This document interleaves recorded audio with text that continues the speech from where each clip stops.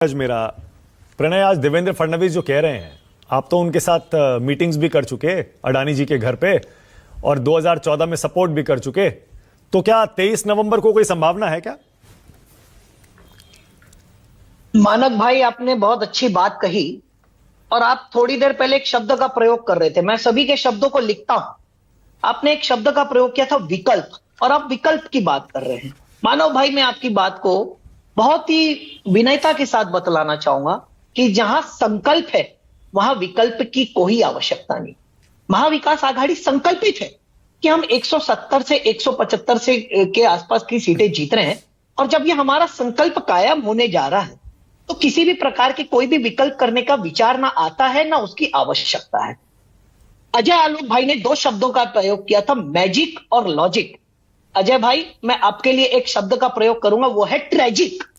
20 तारीख को जो ट्रेजिक होगा और 23 तारीख को जो ट्रेजेडी होगी, मैं भगवान से प्रार्थना करूंगा कि आपको वह आघात सहन करने की शक्ति दे, आपको और आपकी पार्टी के सभी मित्रों को।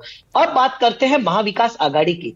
मानक भाई, जब आप हमारे नेता आदरणीय शरद चंद्र जी पवार के बारे में बात कर रहे थे और सुरेंद्र राजपूत जी से जब चर्चा कर रहे थे, तो महाविकास आघाड़ी की एकता यहीं दिखला जाती है कि सुरेंद्र राजपूत साहब ने, मैं जिस तरह से एक अपना पक्ष नहीं रख पाता, उससे ज्यादा बेहतरीन तरीके से पक्ष रखा, और इसके लिए मैं उनकी अनुमोदना करता हूं, उन्हें धन्यवाद देता हूं। और यही महाविकास आघाड़ी की एकता है। अब आते हैं महायुति की एकता पे। महायुति की एकता एक इस प्रकार का परिणय सूत्र है जो घर बसने के पहले ही तलाक होने वाला है।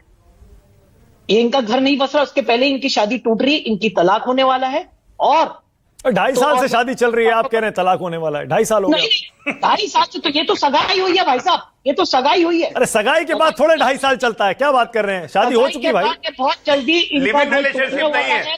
अरे शादी हो गई, महायुति बहुत जल्दी टूटने की कगार पर है। मैं आपको और बतलाना चाहूंगा कि महायुति के जो उम्मीदवार है वह अपने वरिष्ठ नेतागण से अलग अलग जगहों पर जाके संपर्क कर रहे हैं और बता रहे हैं कि उन्हें लोकल लेवल पर दूसरे घटक पक्ष के दल मदद नहीं कर रहे हैं, उनके लिए प्रचार नहीं कर रहे, उनके लिए प्रसार नहीं कर रहे, और तो और उनके विरोध में काम कर रहे हैं। अच्छा ठीक है प्रणय, ओके प्रणय, एक मिनट।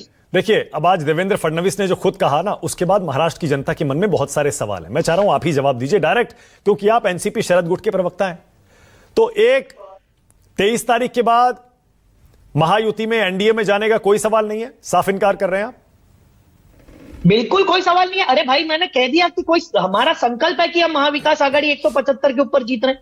इस प्रकार के विकल्प का तो कोई विचार करने का सवाल ही नहीं उठता। ठीक है, मुझे तो लगता है यह प्रश्न अर्थहीन है, और इसका उत्तर साफ है कि 175 प्लस हम जा रहे हैं। ठीक और है, महाविकास आघाड़ी ओके। और दूसरा सिनारियो ये बनता है कि अजीत पवार का घर वापसी का रास्ता खुला है क्या? क्योंकि वो बार बार संकेत दे रहे हैं। यह सवाल का जवाब, मैं पार्टी का बहुत छोटा कार्यकर्ता हूं, आज आपके सामने बैठा हूं क्योंकि हमारी पार्टी में लोकतंत्र है। एक छोटे से कार्यकर्ता को भी ऊपर जाने का मौका पवार साहब की पार्टी में मिलता है। ठीक है, किंतु यह सवाल का जवाब तो हमारे वरिष्ठ नेता देंगे। ठीक है, ओके। और सीएम की रेस में एनसीपी शरद गुट है या नहीं है? निश्चित रूप से तीनों घटक पक्ष है। हमारे पवार साहब ने, आदरणीय पवार साहब ने बहुत स्पष्ट कह चुका है कि जिस पार्टी के ज्यादा विधायक चुनकर आएंगे उस पार्टी का सीएम होना चाहिए। हमारा घर एक है, हम आपस में बैठ के अपना मुद्दा सुलझा लेंगे। बहुत बढ़िया, ऑल राइट। अब जब आपने पहले ही कह दिया कि कांग्रेस का सीएम बनना चाहिए, सबसे बड़ी पार्टी का मतलब कांग्रेस का सीएम बनना चाहिए, इसका मतलब आपने उद्धव ठाकरे के नाम पर कांटा लगा दिया, क्रॉस लगा दिया। नहीं, सुन लीजिए, सवाल सुन लीजिए भाई। हम ये मान के चल रहे हैं कांग्रेस महाविकास आघाड़ी में कांग्रेस की सबसे ज्यादा सीटें आ रही हैं, हम ये मान रहे हैं। जो विश्लेषक हैं सारे, हो सकता है पलट जाए, हमें नहीं पता।